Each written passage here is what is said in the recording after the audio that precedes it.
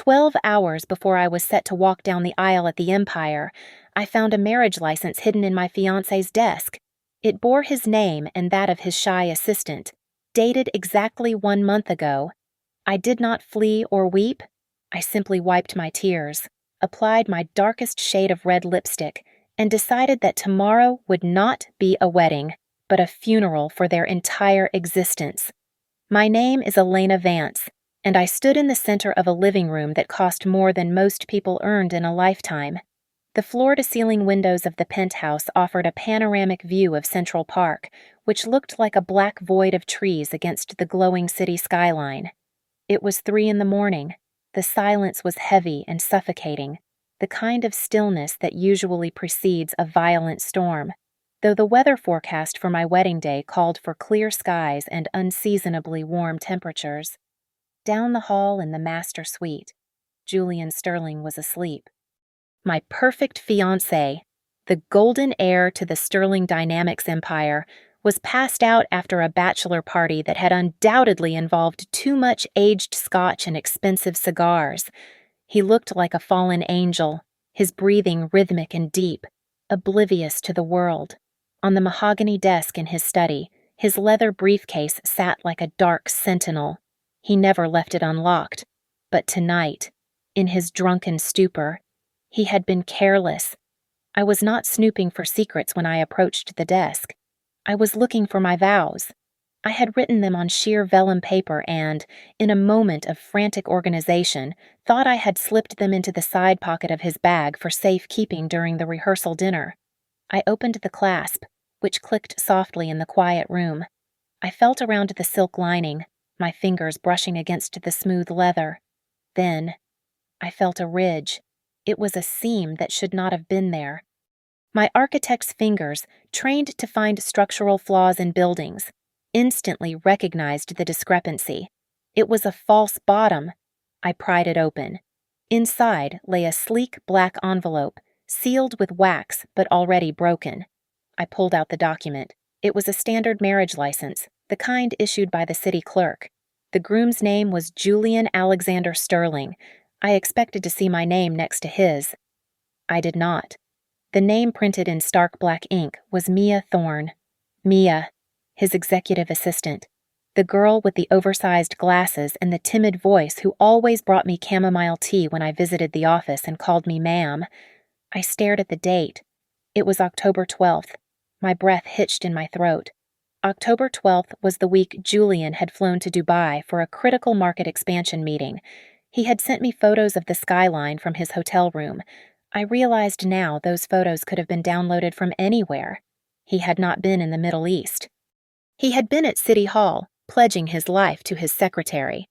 My hands trembled as I unfolded the second document clipped behind the license. It was a prenuptial agreement, but not the one I had signed. This was a private contract between Julian and Mia. The legal language was dense, but the numbers were clear. It outlined a plan where Mia would receive 50% of his inheritance upon the dissolution of his marriage to me.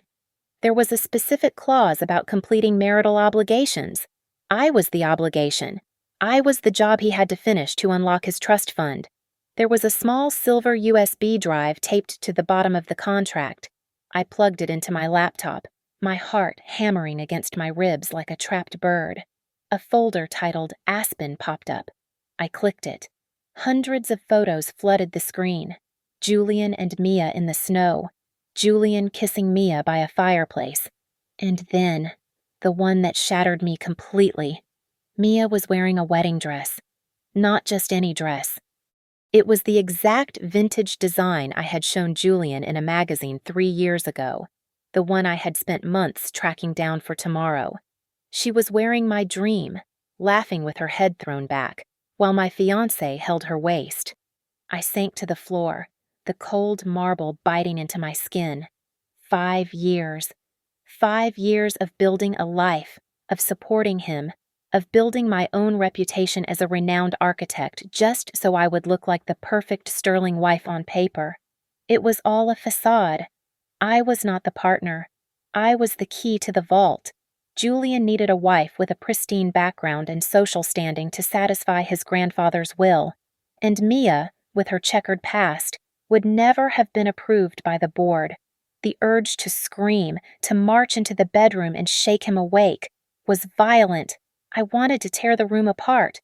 But then, I looked at the date on the license again. 1 month. They had been laughing at me for a month. If I confronted him now, he would spin a story. He would manipulate me. Or worse, he would pay me off and disappear with her.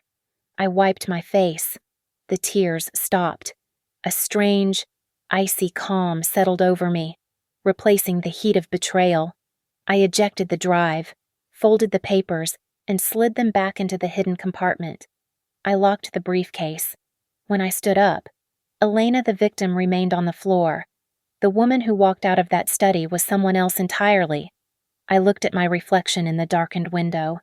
My eyes were dry. They were cold. The wedding was still on, but the groom had no idea he was walking into his own funeral. The memories washed over me, no longer warm and nostalgic, but sharp and jagged, cutting through the illusion of my life. I sat in the leather chair, staring at the locked briefcase, and began to dismantle the past 5 years like a faulty blueprint. I thought of Mia Thorne. I remembered how she would scurry into Julian's office when I visited, dropping files and apologizing with that breathless, fragile voice. She always called me Sister Elena, bowing her head in a display of exaggerated respect that I had mistaken for admiration. It was not admiration. It was a performance. She played the victim, the struggling girl from the wrong side of the tracks, knowing that my privileged guilt would make me kind to her. I had even tipped her generously at Christmas. The irony tasted like bile in my throat. Then my mind drifted to Victoria, Julian's mother. For months, she had been manic about the wedding date.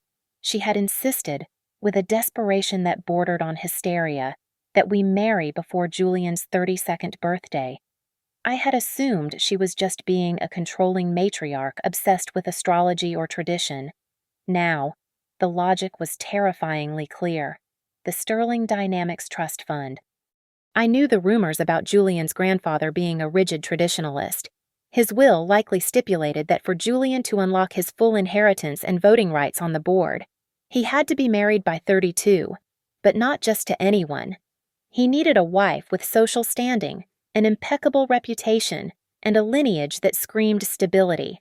I was the perfect candidate. I was a Vance. I was an award-winning architect with a clean record and connections to half the city's development board. Mia, on the other hand, was a liability. I recalled a buried news story from 3 years ago about a minor embezzlement scandal at her previous firm. It had been hushed up, likely paid off by Julian, but it made her unmarriable in the eyes of the Sterling board. She could never be the face of the company. So, they concocted this grotesque solution. I was the shield. I was the placeholder designed to stand beside him at galas and board meetings for, I estimated, 2 years. That was the standard vesting period for these types of trust clauses. After 2 years, Julian would divorce me, cite irreconcilable differences, and legally split the assets he had secured, sharing them with his real wife, Mia. The signs had been there in the bedroom, too. The nights he turned away, claiming exhaustion from the merger. The times he said his back hurt, or he was too stressed to function. He was not tired. He was simply satisfied elsewhere. He had been spending his energy and his passion on Mia, leaving me with the cold shoulder of a man who viewed intimacy with me as a chore he could no longer stomach performing. I needed one last confirmation. I stood up and walked silently back into the bedroom. Julian was still comatose on the Egyptian cotton sheets. His phone sat on the nightstand. I knew his passcode his birthday. Naturally, I unlocked it, the light from the screen blinding in the darkness. There were no unread messages, but I opened his chat with Mia, saved under the contact name MT Logistics. The last message had come in at midnight. It read, "Tomorrow is your big performance day. Try to endure that idiot for the ceremony. Hubby. I will be waiting for the signal." I stared at the words until they burned into my retinas. That idiot. Hubby. The cruelty was so casual, so comfortable. A wave of nausea rolled through me, violent and sudden. I rushed to the ensuite bathroom, gripping the cold porcelain of the sink. I splashed freezing water onto my face, gasping as the shock hit my skin. I looked up at the mirror. Water dripped from my chin like tears I refused to shed. The woman staring back at me looked pale, but the confusion in her eyes was gone. I could not cancel the wedding.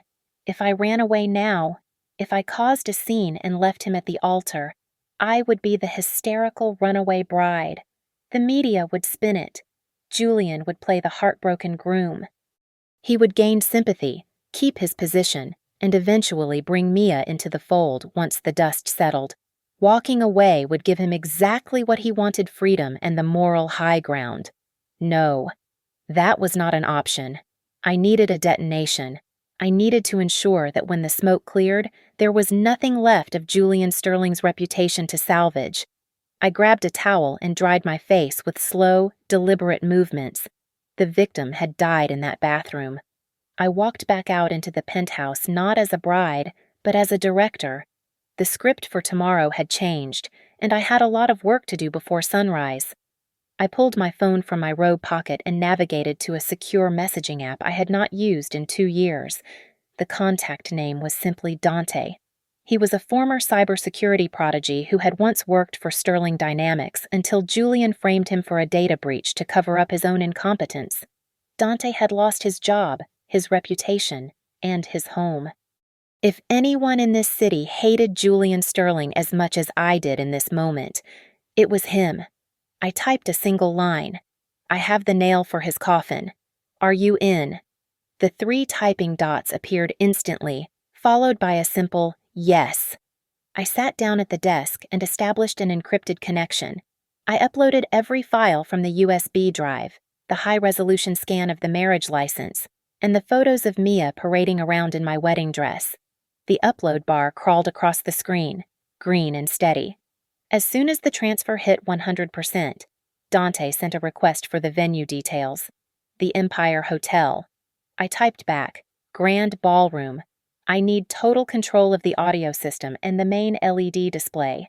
Dante replied that the hotel used a legacy system for their audio visuals that he could bypass in his sleep. He promised me that by the time the guests arrived, he would have a backdoor into the entire presentation feed. I felt a surge of adrenaline. I was no longer just a scorned wife. I was a general marshalling troops. While Dante worked on the technical infrastructure, I opened the video editing software on my laptop. Julian had commissioned a 10-minute film titled Journey of Love to be played right before my entrance. It was a montage of our staged photo shoots and carefully curated public appearances. I located the file and deleted it from the playlist. In its place, I created a new project. I dragged in the photos from Aspen.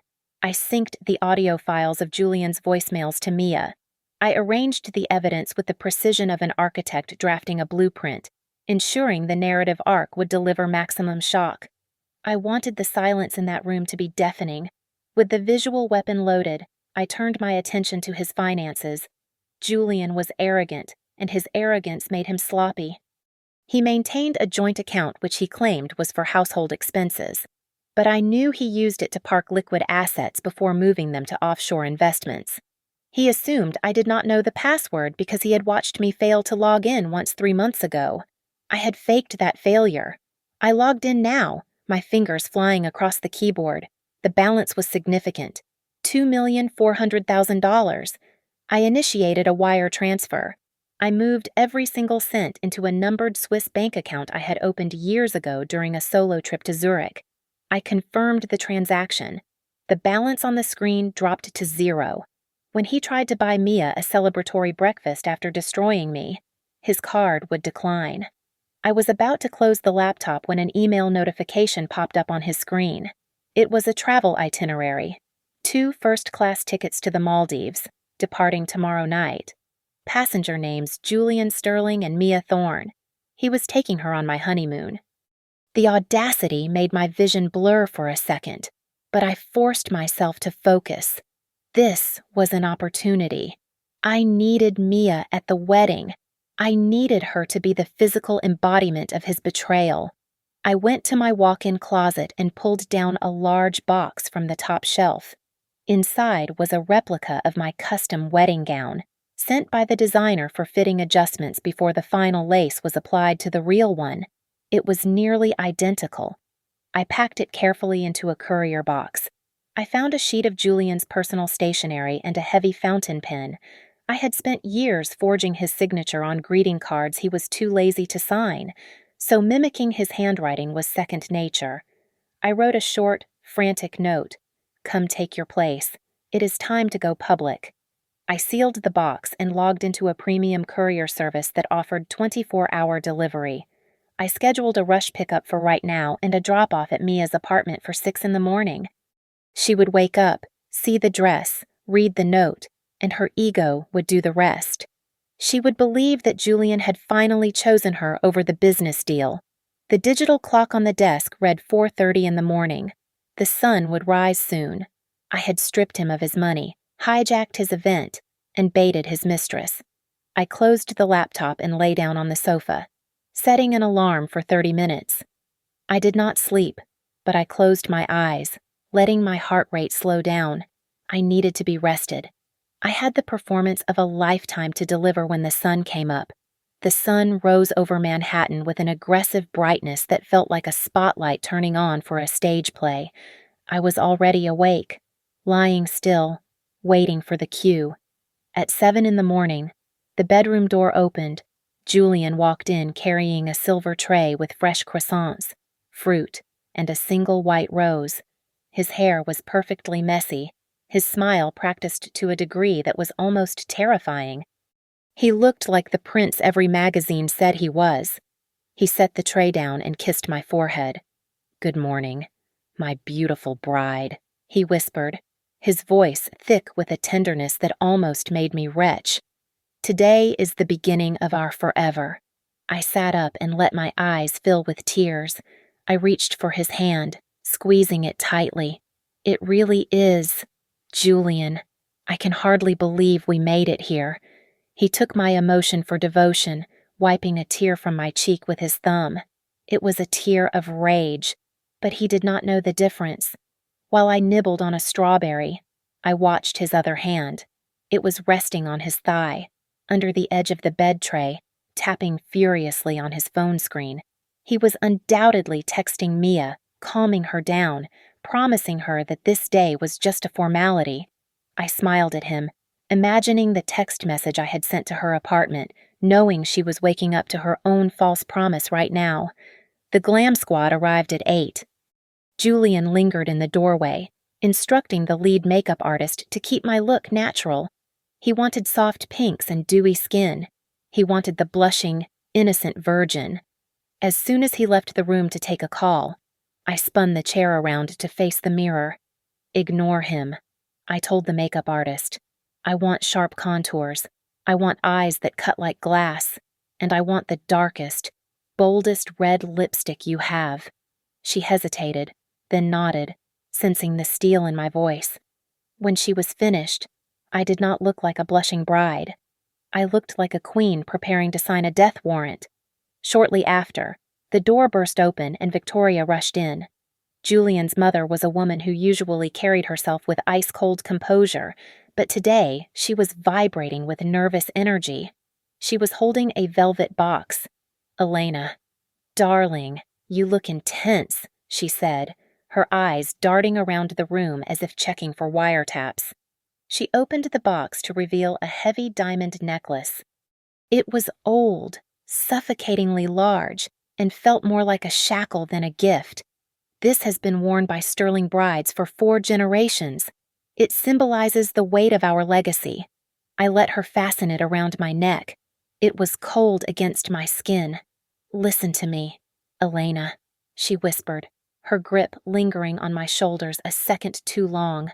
"A Sterling wife must always be composed, no matter what happens today, no matter what unexpected hiccups occur. You must keep smiling. You must keep face. Do you understand?" I met her gaze in the mirror. I understood perfectly. She knew. She knew about Mia. She knew about the plan. She was not just a bystander, she was the architect of my entrapment. Of course. Victoria, I said smoothly. Nothing will break my composure today. She let out a breath she had been holding and handed me a glass of orange juice from the tray she had brought in. Drink this. It will settle your nerves. I took the glass. The liquid was pulpy and bright.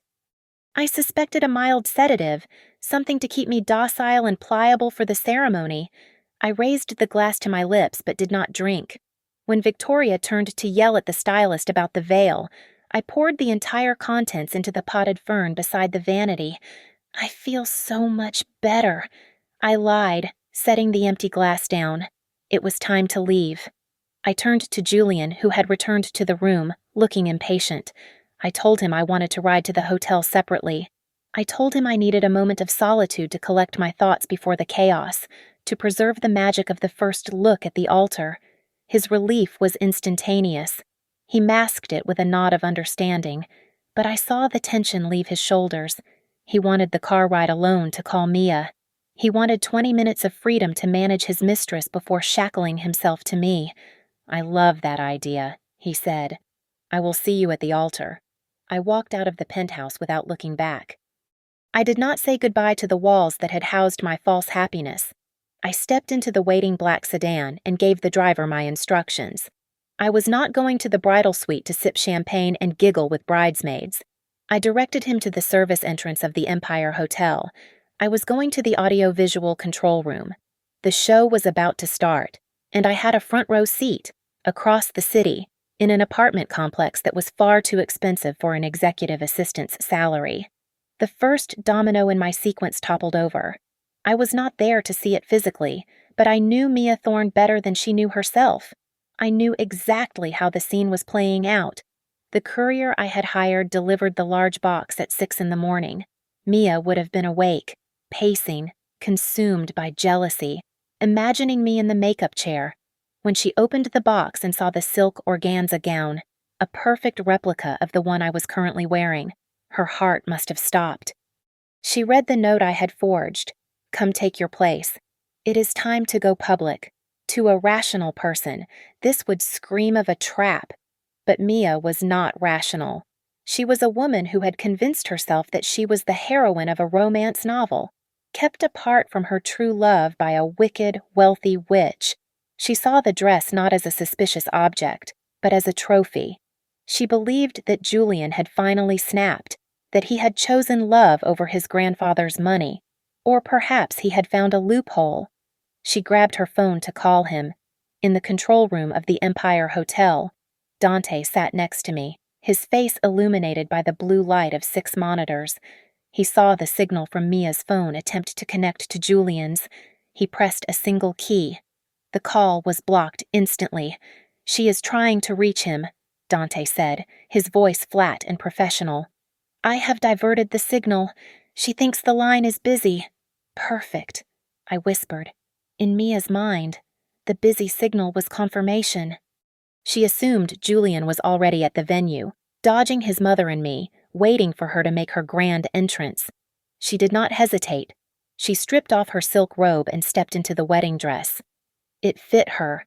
I knew it would, because I had paid close attention to the alterations she had made to her own clothes over the years, trying to mimic my style. She zipped it up, applied a heavy layer of foundation to cover the bags under her eyes, and looked in the mirror. She did not see a mistress crashing a wedding. She saw the new Mrs. Sterling. She called a taxi. Down in the grand ballroom, the atmosphere was thick with the scent of lilies and old money. 500 guests were taking their seats. These were the titans of New York industry, people who could destroy a reputation with a whisper. I watched them on the high-definition security feed. There were senators, hedge fund managers, and socialites in hats that cost more than a car. Julian stood near the altar, shaking hands with the enthusiasm of a politician on election day. He looked impeccable in his tuxedo, his smile practiced in winning. He clapped a major investor on the shoulder, laughing at a joke I was sure wasn't funny. He looked like a man who had won the lottery. He had no idea the ticket was fake. In the front row, Victoria was a stark contrast to her son. She sat rigid, clutching her clutch bag as if it contained a grenade. She checked her diamond watch every 30 seconds. Her eyes darted toward the entrance constantly. She sensed something was wrong. Her maternal instinct was screaming, but she was too paralyzed by the need for social preservation to act on it. Dante tapped my arm. "We have movement. The target has entered a taxi. ETA is 20 minutes. I leaned forward, studying Julian's face on the monitor one last time. He looked so safe, so assured. He thought he was minutes away from securing his fortune and 2 years away from discarding me like a used wrapper. "Lock it down," I said. Dante typed a command. The heavy magnetic lock on the control room door engaged with a loud thud. No one could get in without a master key code, which Dante had just scrambled. We were sealed in. The trap was primed. Below us, the orchestra began to play the opening notes of a symphony, signaling that the ceremony was about to begin. I took a deep breath, my hand hovering over the console. The stage was set, the actors were in position, and the director was about to call action on a tragedy they would never forget. The string quartet struck the first notes of Vivaldi, a melody so precise and mournful it felt less like a celebration and more like a coronation. The master of ceremonies, a man with a voice like melted butter, stepped up to the microphone to announce the commencement of what the press had dubbed the wedding of the year. The air in the grand ballroom was heavy, scented with thousands of white lilies that masked the smell of greed filling the room. Julian stood at the altar, a solitary figure under the vaulted ceiling. He adjusted his silk bow tie with a twitch of irritation, his eyes scanning the massive double doors at the back of the hall. He was expecting me to walk through them. He was expecting the music to swell and the guests to rise. But the doors remained shut.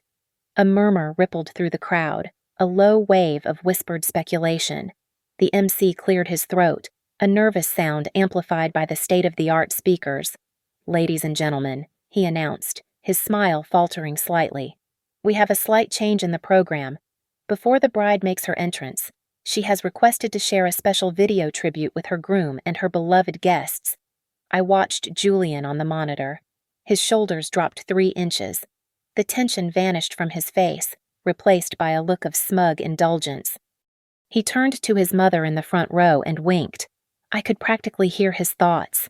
He believed I was being sentimental.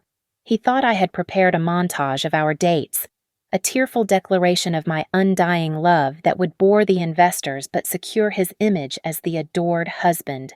He nodded to the MC, giving his permission for the show to begin.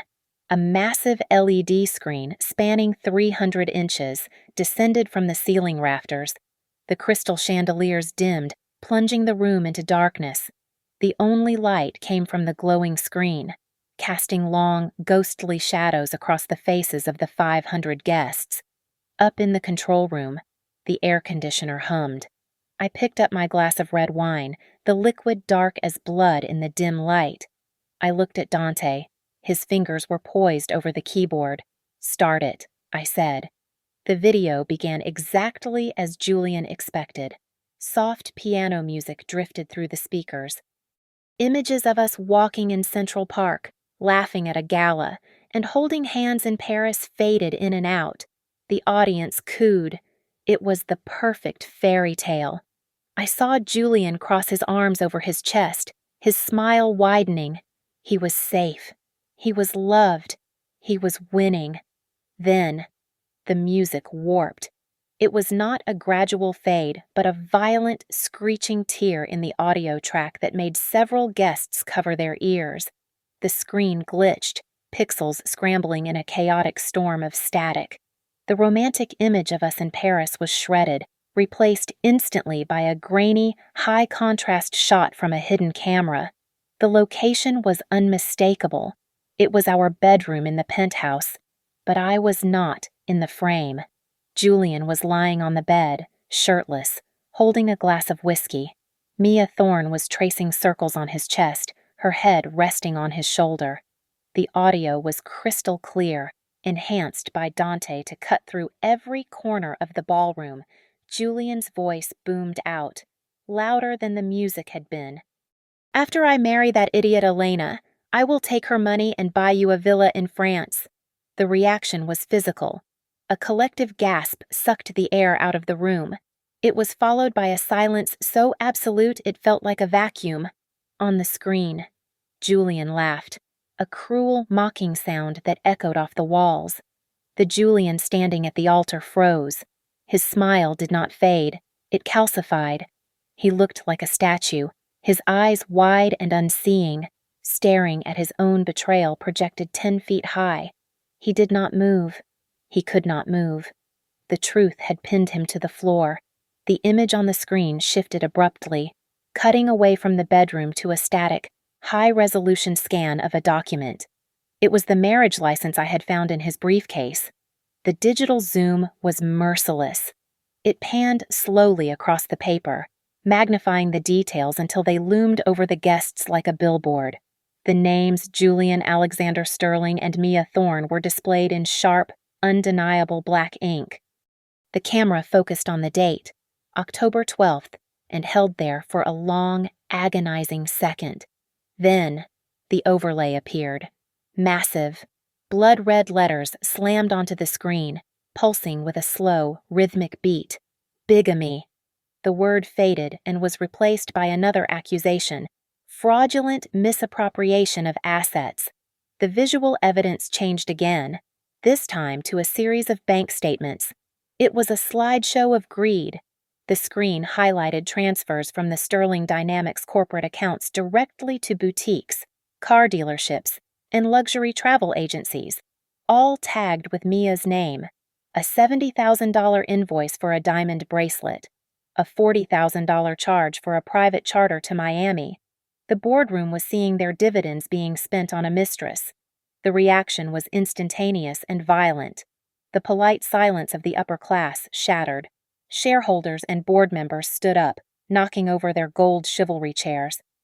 They were shouting, pointing fingers, demanding explanations.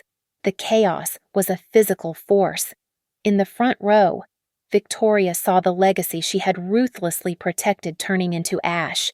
She let out a strangled cry, clutched her chest, and collapsed onto the red carpet. It looked theatrical, a desperate attempt to garner sympathy or perhaps a genuine system failure brought on by the shock. But nobody moved to help her. They were too busy staring at her son. Julian snapped. The statue came to life, but it was a monster. He began screaming at the empty air, his face twisting into a mask of purple rage. "Turn it off," he bellowed, his voice cracking. "Kill the feed. Somebody kill the power." He looked toward the technical booth, waving his arms frantically, but the screen remained bright and accusing. Dante had locked the system with a complex encryption key. The technicians downstairs were helpless, their controls frozen. The nightmare was running on a loop, and Julian was trapped inside it. Then, the audio changed one last time. The booing crowd quieted down as a new voice filled the room. It was a recording of a phone call between Julian and his personal attorney. The quality was crisp, every syllable dripping with malice. "Once the wedding is done, I will find a way to have her committed to a mental institution," Julian's recorded voice said, sounding calm and conversational. "It is the easiest way to control the assets without a messy divorce battle. If she is crazy, I get power of attorney." The horror in the room was palpable. This was not just infidelity. This was a conspiracy to destroy a human life. People recoiled physically. Even his best man, a college friend who had stood by him for a decade, took 2 steps back, looking at Julian as if he were a diseased animal. The flashbulbs from the press area exploded like a thunderstorm. The reporters were no longer taking polite photos. They were live streaming the collapse. I knew that within minutes, the stock price of Sterling Dynamics would be in freefall. Julian realized he had lost the crowd. He turned his rage toward the source of the broadcast. He sprinted down the aisle, shoving a waiter aside, and charged toward the technical booth at the rear of the hall. He pounded his fists against the reinforced glass door, his eyes wild, his bow tie undone. He looked deranged, a feral creature trying to claw his way out of a cage. I watched him from my secure vantage point, feeling a cold, intoxicating satisfaction. I reached for the microphone on the console. I did not need to yell. I kept my voice low and steady. "This is my wedding gift. Julian," I said, my voice booming from every speaker, drowning out his frantic pounding. "Congratulations on losing everything." The ballroom was a cacophony of shouting voices and shattering glass. But then, the heavy double doors at the entrance swung open with a theatrical creak that momentarily silenced the mob. It was the grand entrance, just not the one anyone had anticipated. Mia Thorne stood in the doorway. She was wearing the replica gown I had sent her, the silk straining slightly against her frame, a bouquet of hastily bought convenience store roses clutched in her hands. She looked bewildered. The sound of 500 people screaming must have sounded like a roar of approval to her delusional ears. She blinked against the dim light, trying to orient herself. She did not see the angry faces or the accusations on the screen behind the altar. She only saw the crowd facing her. She smoothed the skirt of her dress, fixed a bright plastic smile on her face, and began to walk down the aisle. Up in the booth, I tapped Dante on the shoulder. He adjusted a slider on the console. A harsh, blinding white spotlight cut through the darkness and pinned Mia against the red carpet. She gasped, raising a hand to shield her eyes, but she kept walking. She looked like a moth flying straight into a bug zapper. The absurdity of it was almost funny. Here was the mistress, dressed as the wife, marching into the ruins of the marriage she had helped destroy, thinking she was the hero of the story. Julian, who had been hammering on my glass wall moments ago, spun around. He stood near the back of the room, panting, his hair wild. When his eyes landed on Mia, the blood drained from his face, so fast he looked like a corpse. Then, the color rushed back, violent and red. His expression shifted from terror to a pure, unadulterated hatred that distorted his features. Mia spotted him. Her smile widened, oblivious to the murderous look in his eyes. She waved the bouquet, her voice pitching up into a sickeningly sweet whine that carried over the stunned silence of the crowd. "Hubby, I am here," she called out, picking up her pace. "I came just like you asked. I am ready to take my place now." A collective gasp went through the room.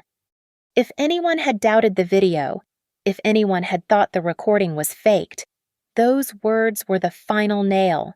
She had just confessed to the conspiracy in front of the entire New York Social Register. She had called him husband while his fiancé's name was still on the welcome sign. Julian did not run to embrace her. He charged at her. He moved with the clumsy, desperate speed of a man whose life was ending. Mia opened her arms, expecting a kiss. Instead, Julian swung his hand back and delivered a slap that echoed like a gunshot. "You idiot!" he screamed, the sound tearing from his throat. "Who told you to come here? You ruined everything!" The force of the blow sent Mia stumbling backward. She lost her footing on the hem of the stolen dress and crashed into a 6-foot tower of champagne flutes. The structure collapsed in a spectacular shower of crystal and expensive vintage wine. Mia lay amidst the wreckage, soaked in alcohol and broken glass, the bouquet crushed beneath her, looking up at Julian with utter shock. It was a scene of perfect, grotesque humiliation. The prince was beating his mistress in the middle of his own wedding, but before Julian could strike her again, the side doors burst open.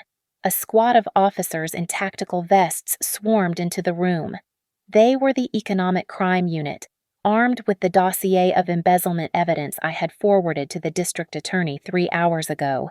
They moved in with precision, shouting commands, their weapons drawn. The chaotic play had reached its finale, and the curtain was coming down hard.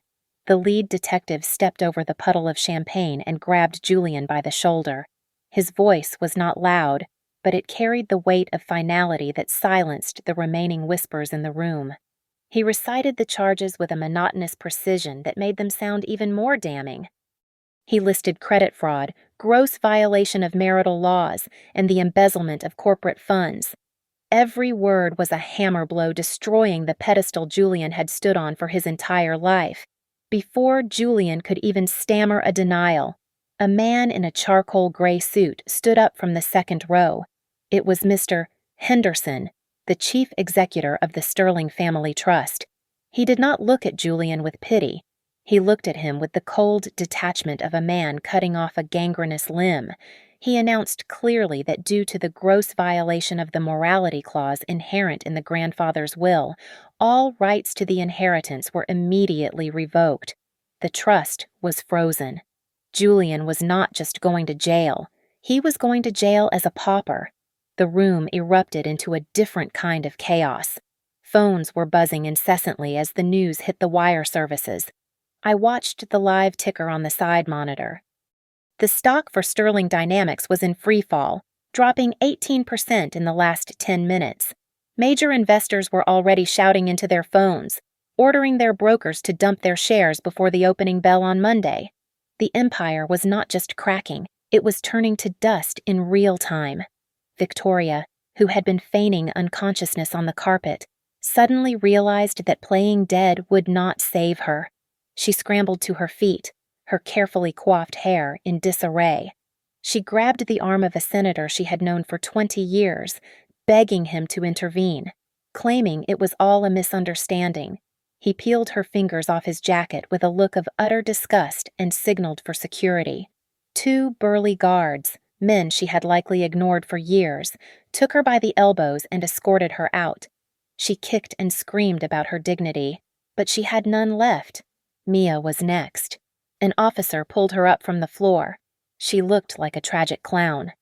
Her mascara had run down her face in thick black streaks, and the white dress was stained with red wine and blood from where she had fallen on the glass. She was sobbing, stammering that she had only done what she was told, but the police were not interested in her excuses. They read her rights as an accomplice to fraud and clamped the handcuffs on her wrists. The dress ripped at the seam as they led her away. A final wardrobe malfunction for her debut as the second Mrs. Sterling.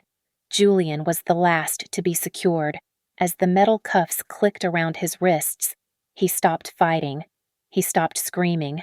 He lifted his head and scanned the room with frantic, manic eyes. He was looking for the cameras. He was looking for the booth. He was looking for me. He wanted a target for his rage, or perhaps he wanted to beg, thinking he could still manipulate me with that charm that no longer existed. But he saw nothing but the reflection of his own failure in the glass of the control room. I did not stay to watch them drag him out. I had seen enough. I turned away from the monitors and walked out the back door of the booth. I took the service elevator down to the loading dock, bypassing the hysteria in the lobby. The air outside was cool and smelled of exhaust and rain, but to me, it smelled like absolute freedom. I pulled my phone out one last time. I typed a message to Julian. I knew the police would confiscate his phone, and eventually, he would see it, or his lawyer would read it to him in a cold interrogation room. It read simply, "Goodbye. Do not look for me. Look for the best lawyer you can afford." I hit send and then powered the device off. I looked at the diamond engagement ring on my finger. It was a 4-carat flawless stone, worth more than the house I grew up in, but it felt heavy and dirty. I walked over to the storm drain at the edge of the curb. I did not hesitate. I slipped the ring off and dropped it through the grate. It vanished into the darkness with a soft splash. A sleek black sedan pulled up to the curb. The window rolled down, and Dante looked out. He did not smile, but his eyes were warm. He popped the trunk for my single bag. I got into the passenger seat and closed the door, shutting out the noise of the sirens approaching the hotel entrance. "To the airport," Dante said. "To the airport," I replied. And then to Italy. The car pulled away, merging into the traffic of the waking city, leaving the wreckage of the Sterling family in the rearview mirror. I did not look back. I stood in the sterile, fluorescent-lit expanse of the international terminal. my eyes fixed on the massive LCD screen suspended above the crowded waiting area. The volume was muted, but the breaking news banner screaming across the bottom was loud enough. It stated that Julian Sterling had been formally denied bail. The judge had cited the substantial flight risk and the sheer scale of the asset fraud. On the screen, footage played on a loop showing Julian being shoved into the back of a police cruiser, his tuxedo shirt torn, his face shielding a mask of absolute defeat. Seeing the man who had once held my world in his palm now reduced to a common criminal in handcuffs should have stirred some residual emotion in me. Perhaps pity, perhaps sadness for the 5 years we had wasted. But as I watched, I felt nothing but a cold, clinical satisfaction. It was like watching a controlled demolition of a condemned building. The structure had been rotten for a long time. I had simply pressed the button. My phone began to vibrate in my hand. The screen displayed a restricted number. A sudden intuition told me exactly who was on the other end. In the holding cells of the precinct, they allowed you one phone call. His mother was likely in an interrogation room of her own. His high-priced lawyers were probably scrambling to distance themselves from the toxic fallout. He had no one left. He had only the woman he had betrayed. I accepted the call and pressed the phone to my ear, remaining silent. Elena. His voice clawed through the speaker, distorted by panic and poor reception. It was a guttural, desperate sound, stripped of all its usual smooth arrogance. Why did you do this? I love you. Elena. You know I love you. We could have fixed this. I listened to the frantic rhythm of his breathing. It was the sound of a man who had fallen off a cliff and was just realizing there was no net. I looked at my reflection in the floor-to-ceiling window, superimposed over the gray tarmac and the waiting planes. I looked calm. I looked untouchable. I spoke slowly, ensuring every word landed with the weight of a stone. You do not love me, Julian. You never loved me. You loved the shadow of me that was printed on your grandfather's will. You loved the validity I gave to your inheritance. And now, you have nothing.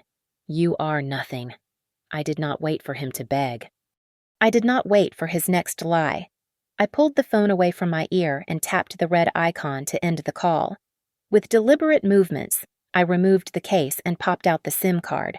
I snapped the small piece of plastic in half. The sharp crack was the most satisfying sound I had heard all day. I walked over to a recycling bin and dropped the fragments inside, along with the phone itself. That device held the messages, the photos, and the memories of a life that no longer existed. I was severing the last necrotic limb. Dante approached me from the coffee stand, holding a thick manila envelope. He handed it to me. I opened it to find a new passport, bank cards linked to the untraceable Swiss accounts, and a single boarding pass. The destination was Rome.